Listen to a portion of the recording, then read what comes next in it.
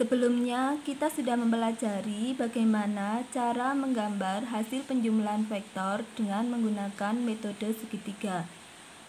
Bagaimana dengan metode yang lain, yaitu metode jajaran genjang, kita akan pelajari bersama-sama. Soalnya masih sama seperti soal sebelumnya. Untuk yang pertama, kita akan menggambar R yang merupakan penjumlahan dari A tambah B atau R sama dengan A tambah B.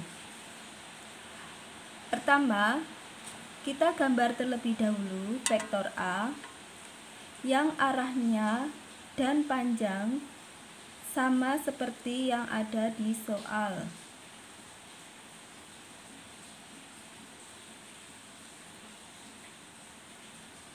Kalian perhatikan, ini adalah pangkalnya vektor A, dan di ujung sebelah sini ini adalah ujungnya vektor A. Sedangkan untuk vektor B, pangkal terletak di sebelah sini, ujung terletak di sebelah sini.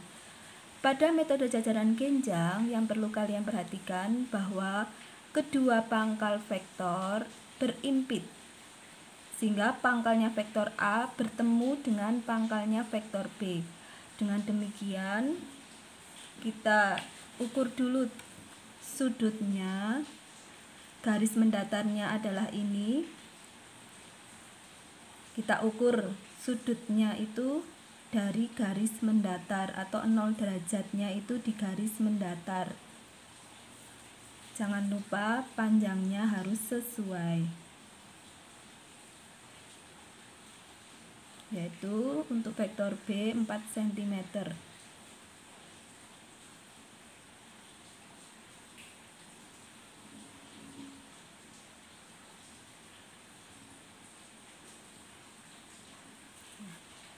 Kalian perhatikan, ini adalah pangkalnya vektor A dan ini juga pangkalnya vektor B, sehingga kedua vektor pangkal bertemu. Kita baru menggambar dua sisi dari jajaran genjang. Kita memerlukan dua sisi lagi. Tentu saja yang kita ketahui sebagai jajaran genjang, sisi sebelah kiri sama dengan sisi sebelah kanan. Berarti kita harus menggambarkan untuk sisi sebelah kanan panjangnya sama dan sisi sebelah bawah panjangnya juga sama dengan sisi sebelah atas. Kita gambarkan dalam garis putus-putus karena ini bukan vektor, hanya sisi dari jajaran genjang, dua sisi yang lain dari jajaran genjang. Nah, kita sudah menggambarkan bentuk jajaran genjang. Bagaimana dengan resultannya? Resultan dari metode jajaran genjang ini merupakan diagonalnya. Yang namanya diagonal ada dua macam ya.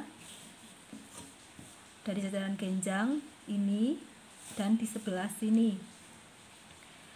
Yang kita pilih adalah diagonal yang pangkalnya itu bertemu dengan dua vektor. Berarti ini sebelah sini pangkal dari vektor R. Kita gambarkan diagonalnya.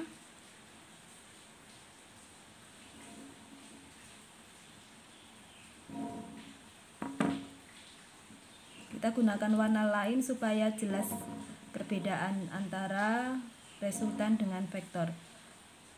Ini diagonal dari jajaran genjang di mana pangkalnya itu bertemu dengan pangkal dari kedua vektor. Panahnya ke sini. Kita beri nama vektor R sesuai yang diinginkan di soal. Lukis vektor resultan dengan metode jajaran genjang R sama dengan A tambah B. Jadi ini untuk yang A ditambah B. Kemudian yang kedua, kita akan menggambar vektor R B dikurangi A.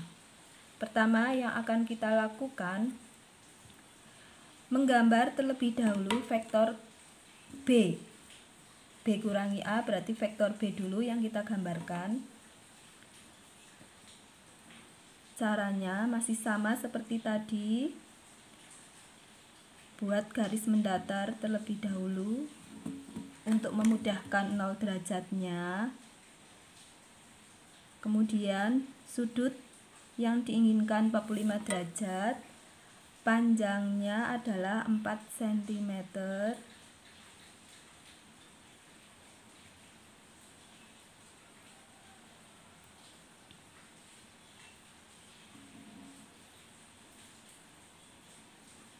Ini adalah vektor B. B min A.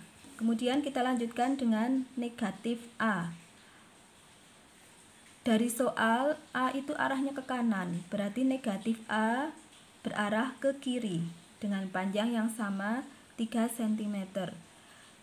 Jika metode segitiga yang kita pelajari sebelumnya, langsung caranya ya, langsung digambarkan di ujungnya vektor B. Tapi beda dengan yang metode jajaran genjang. Min A-nya digambarkan di pangkalnya vektor B. Ini pangkal ya, vektor B. Menggambar min A itu dari sebelah sini, dari pangkalnya dengan arah ke kiri.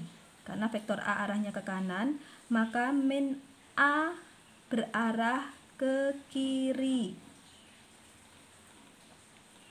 Ini adalah vektor min A. Ini pangkalnya vektor B dan ini juga pangkalnya vektor min A.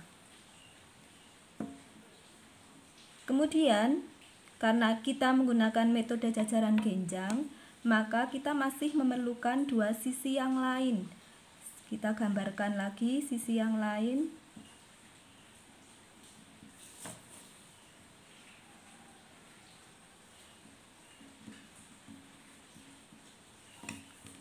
Kita sudah lengkap menggambar bentuk jajaran genjang. Sekarang kita menggambarkan vektor resultannya yang merupakan penjumlahan dari B tambah min A atau B dikurangi A. Tadi untuk menggambar vektor resultan pada metode jajaran genjang, kita gambarkan pada diagonalnya. Kita pilih dari pangkal kedua vektor. Ini pangkalnya vektor B, ini juga pangkalnya vektor min A. Kita gambarkan diagonalnya dari sebelah sini.